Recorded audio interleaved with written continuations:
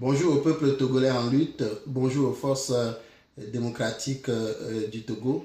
Je suis Joël Amouvin, le vice-président chargé des stratégies à la Diastocad, entendez Diaspora togolaise au Canada pour la démocratie. Nous faisons cette vidéo pour dire au peuple togolais en lutte que sa diaspora éparpillée à travers le monde est résolument engagée derrière lui dans ce combat contre la dictature cinquantenaire Gnassingbé RPT Unir et que notre victoire est certaine et très proche parce que notre cause est légitime.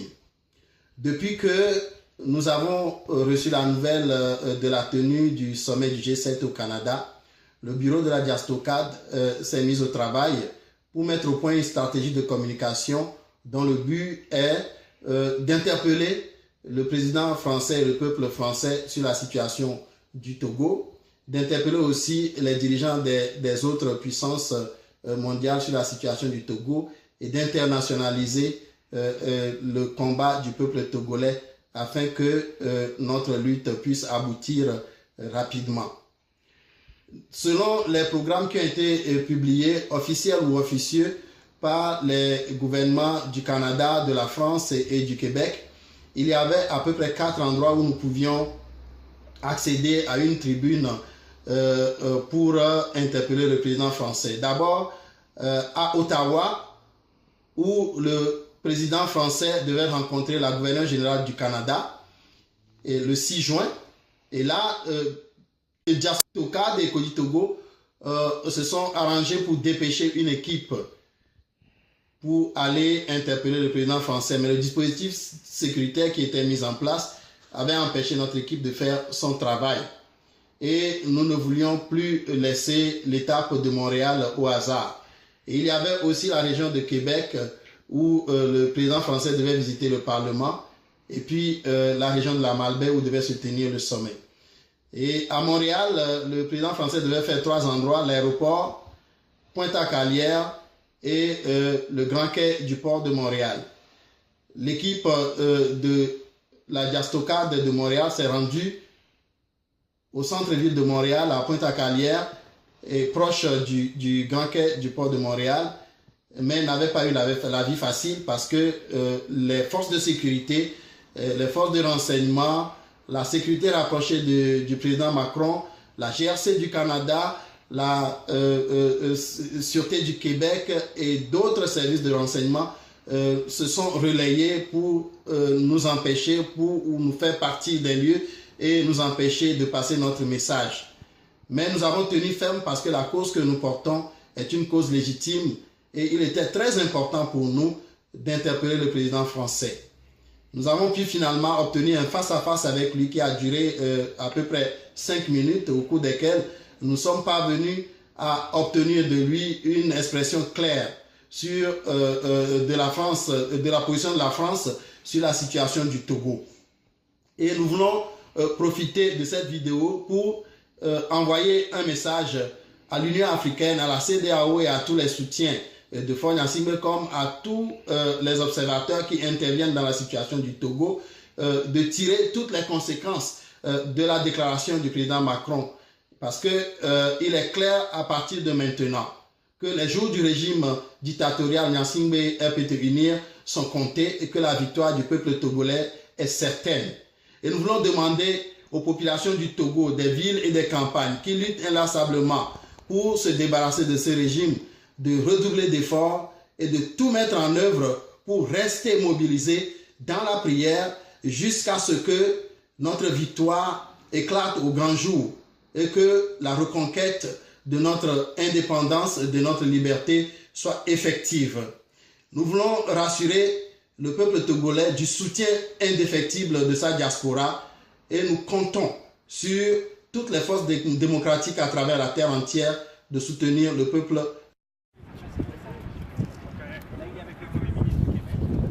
Monsieur Couillard, veuillez encourager Monsieur Macron à demander à Faure Gnassingbé de quitter le pouvoir au Togo parce qu'il n'est pas élu.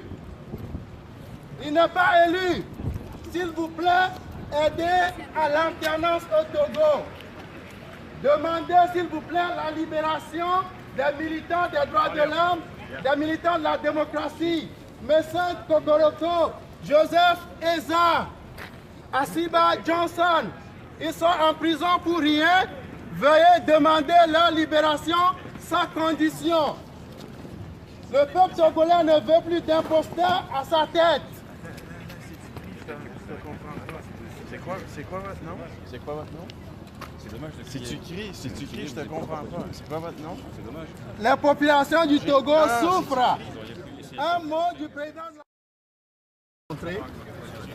Je suis venu avec mon compatriote pour vous demander de soutenir le peuple togolais dans ses revendications légitimes. De retour à la Constitution de 92, la Constitution du peuple, de respect des libertés et droits des populations et d'alternance à la tête de l'État. C'est un régime liberticide qui est là depuis 52 ans. Le père part avec 38 ans de partage et sans partage, de pouvoir sans partage. Et le fils est venu depuis 15 ans.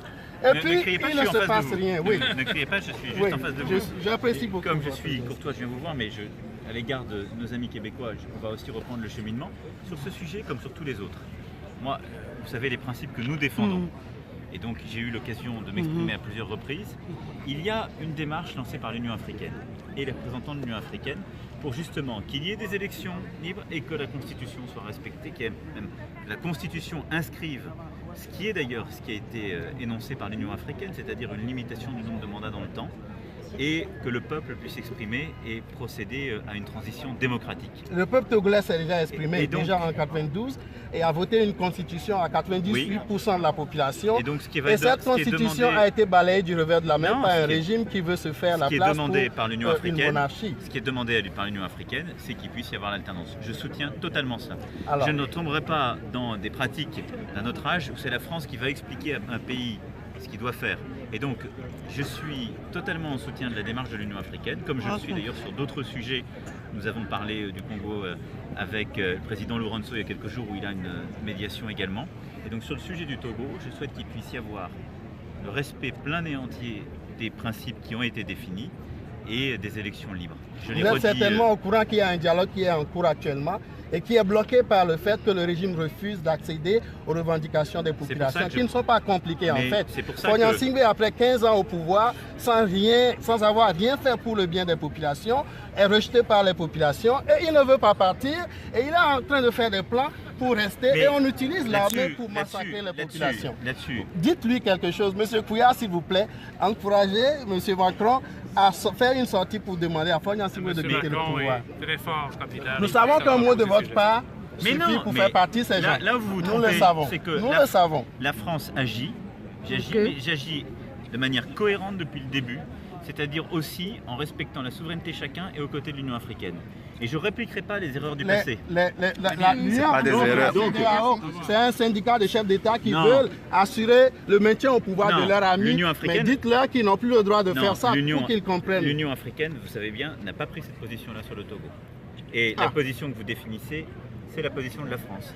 Mais je le fais aussi de manière respectueuse des dirigeants et de la souveraineté. Vous êtes un opposant, je vous respecte en tant qu'opposant qui est ici. Nous comptons sur vous pour qu'il parte à la fin, au plus tard à la fin de son mandat, sinon immédiatement qu'il parte. Vous n'êtes pas non plus la voix de tous les Togolais. Non, pas du tout. C'est la majorité. Mais nous sommes la voix de la majorité du peuple togolais. Monsieur, il faut qu'il y ait des élections libres qui s'organisent pour qu'elles puissent s'exprimer. Et ça, c'est le peuple qui le dira. Les élections n'ont jamais été libres. Oui, mais il ne peut pas participer à une énième élection au Togo. J'ai été très clair, je me suis déjà exprimé sur ce sujet.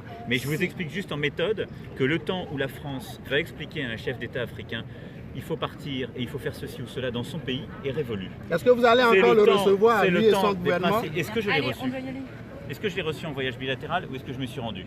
Alors, ok, merci monsieur. Il ne faut pas recevoir les Merci beaucoup. Merci. Merci.